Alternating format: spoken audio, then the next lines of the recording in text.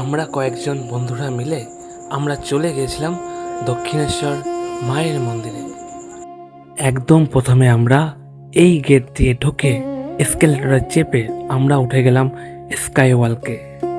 আপনাদেরকে দেখাবো বলেই কিছু ভিডিও শ্যুট তো করছিলাম আগে থেকেই, আর তারপর স্কাই ওয়ালকে উঠে আমরা করলাম বেশ কিছু ফটোশ্যুট আর ভিডিও শ্যুট।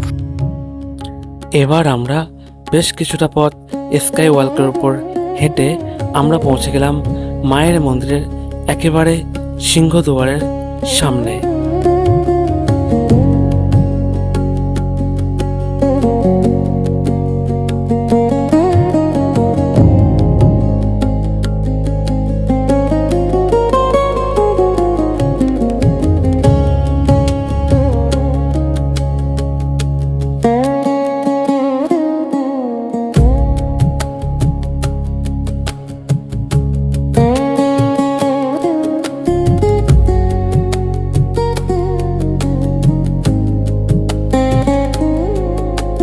আপনারা এত সময় দেখতে পেলেন মায়ের মন্দিরের সামনের কিছু অংশের পরিবেশ।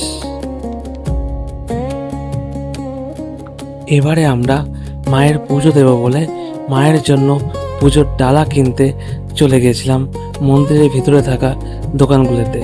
এখানকার দোকানগুলিতে যে কাকারা দাদারা আছেন তাদেরকে দেখুন কিভাবে আমাদেরকে ডাকছেন। অবশ্যই এটা ওনাদের পেশা, তাই ওনারা এরকমটা করতেই পারেন। তো আমরা আমাদের পরিচিত একটি দোকানে চলে গেছিলাম, সেখান থেকে মায়ের জন্য পুজোর ডালা কিনলাম এবং আমাদের ব্যাগ মোবাইল ফোন সেই দোকানেই জমা রাখলাম। এবার ডালা নিয়ে চলে গেছিলাম মায়ের গর্ভগৃহে পুজো দেওয়ার জন্য।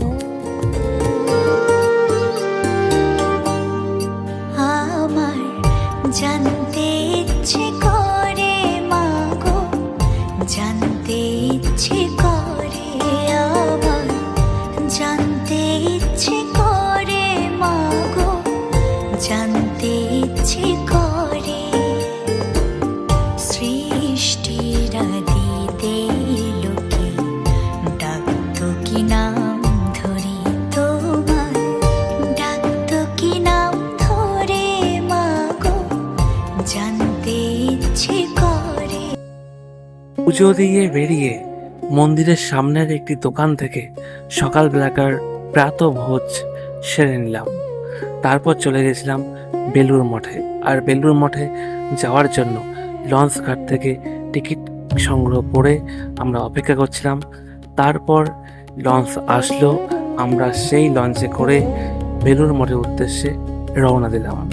চলুন দেখুন সেই সমস্ত কিছু দৃশ্য।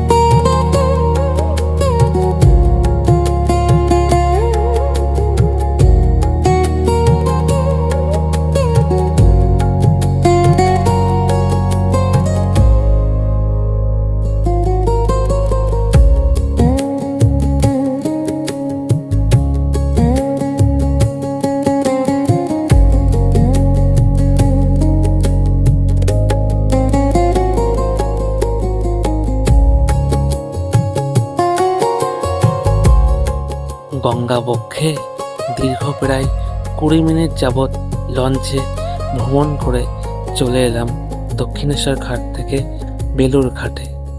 তো বেলুর ঘাটে এসে আমরা চলে গেলাম বেলুর মঠে।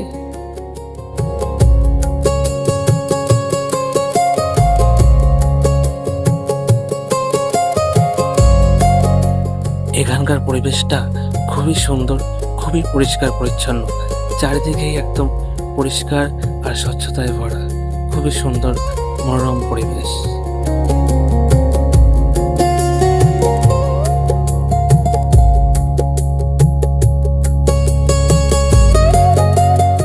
ওই দেখুন, বিদেশ থেকেও পর্যটকেরা এসেছেন আমাদের এখানে বেলুড় মঠকে দেখার জন্য।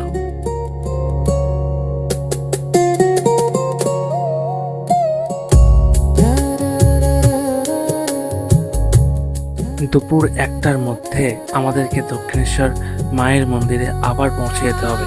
তার কারণ দক্ষিণেশ্বর মায়ের মন্দিরে আমরা ভোগের মধ্যাহ্ন ভোগের কুপন সংগ্রহ করতে পেরেছিলাম। তো মায়ের আশীর্বাদে মায়ের ভোগ প্রসাদ আমরা গ্রহণ করতে পেরেছিলাম। তো সেজন্য আমাদেরকে দুপুর 1টার মধ্যেই আবার দক্ষিণেশ্বরে ফিরে আসতে হয়েছিল। দেখুন, আমি কিন্তু লিকার চা পান করে থাকি দিনে প্রায় 5 থেকে 6 বার। তো লিকার চা খেতে আমি বেশ পছন্দ করি। তো আমি লঞ্চে করে যাওয়ার সময় এবং লঞ্চে করে ফিরে আসার সময় মশলাদার লিকার চা পান করেছিলাম মাত্র 2 বার। এবার চলে এলাম দক্ষিণেশ্বর মায়ের মন্দিরে। মায়ের ভোগ প্রসাদ খেয়ে আমরা বেশ কিছু সময় মায়ের মন্দিরে সময় কাটিয়েছিলাম। তারপর ওখান থেকে দক্ষিণেশ্বর মন্দির সংলগ্ন ঘাটে এসে সুন্দর গঙ্গার মনোরম পরিবেশ উপভোগ করছিলাম। তারপর ওখান থেকে চলে এসেছিলাম আদ্যাপীঠে। আদ্যা মায়ের এখানে চলে এসে দেখি তখন মন্দিরের গর্ভগৃহ বন্ধ আছে। তো এখানকার পরিবেশ সত্যি খুবই সুন্দর, খুবই ভালো।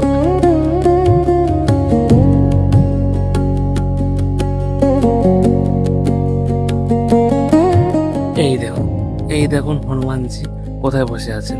আদ্যাপীঠে আদ্যা মায়ের যে মন্দির আছে সেই মন্দিরের চূড়ায় বসে আছেন হনুমানজি। ওখানে বসে উনি ওখান থেকে নিজের পরিবেশটাকে এবং ওনার চোখ যতদূর পর্যন্ত যাচ্ছে উনি ততদূরই দেখছেন। খুবই সুন্দর লাগছে নিশ্চয়ই ওখান থেকে দেখতে। তো এবার আমাদের বাড়ি ফেরার পালা। তো এখান থেকে আমরা আমাদের বাড়ির উদ্দেশ্যে রওনা দিয়েছিলাম। তো পুরো ভিডিওটি আপনারা দেখলেন, কেমন লাগলো অবশ্যই জানান কমেন্ট সেকশনে। সম্পূর্ণ ভিডিওটি দেখার জন্য আপনাদেরকে অসংখ্য ধন্যবাদ।